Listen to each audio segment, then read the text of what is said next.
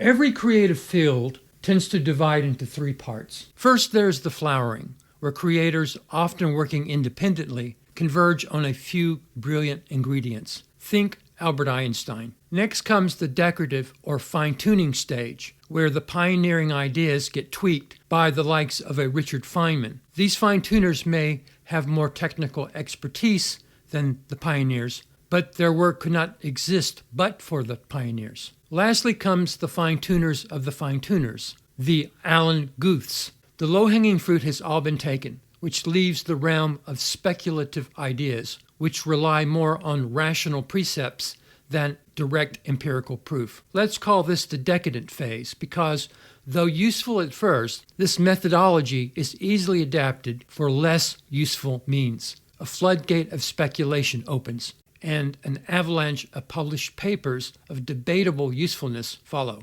Science writer John Horgan called this last stage of development ironic history, where science has flipped its script. It is now an ironic version of its original intent and has entered, as Richard Feynman coined the phrase, an era of philosophers. Here's an example from popular culture. People magazine was a big deal in the 1970s. Anyone who was sexy or a trendsetter was on the cover.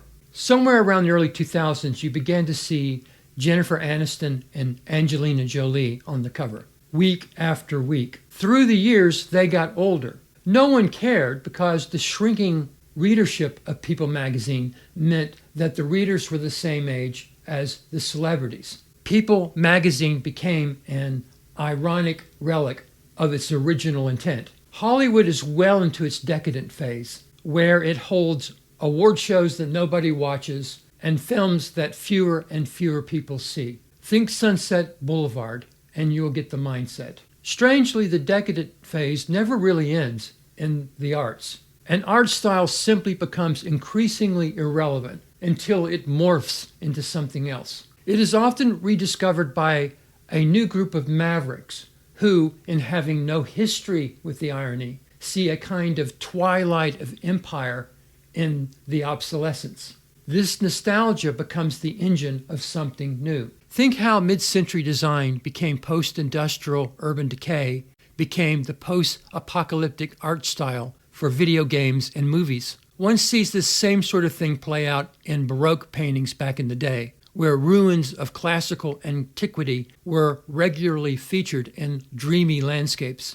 This type of painting was a huge cottage industry. So the Renaissance became the decorative Baroque. Baroque became the decadent Rococo, which died away during neoclassicism to be reborn as Romanticism. This is what most commercial illustration looked like back in the 1980s. By the time digital art came along in the early 2000s, everyone was ready to move on from this life is a beach kitsch art, although airbrush artists were the last to get the memo. AI art has entered the digital art domain at a point in the development of sci-fi fantasy illustration where all the ideas are tired and overused. It cannot escape the same fate as the art it imitates. We are well past the decorative phase in both fine art and commercial art. Here we begin with Frank Frazzetti, and then we have the fine-tuning of Greg Rakowski. AI has stepped into the role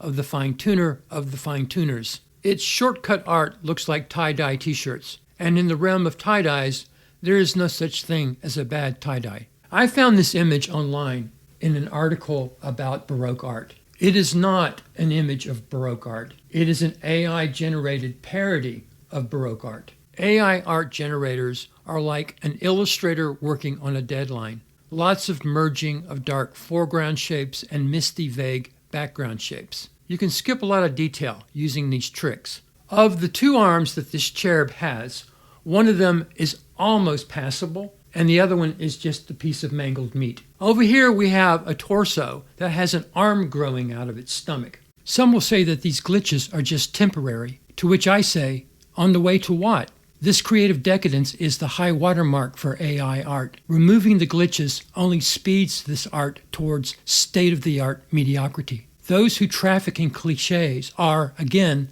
the last to know. This is the very definition of irony. when you believe you are in the vanguard, but you're only really pulling up the rear guard. CGI superhero movies are losing money hand over fist, and still the Hollywood CGI farms keep churning out this decadence by the bucketful. Action scenes bounce around in pinball fashion through endless multiverses, where the over-ornamentalized decoration is so over the top that it becomes indistinguishable from parody. And isn't it interesting how the decadent multiverse theory in science has provided the backbone for CGI decadence in superhero movies? And yet, where AI is pointing in a new direction lies in its latent spaces, where, on its way to the latest cheesy cliché, it enters a strange in-between world, as in the movie Annihilation. You already see creators guiding AI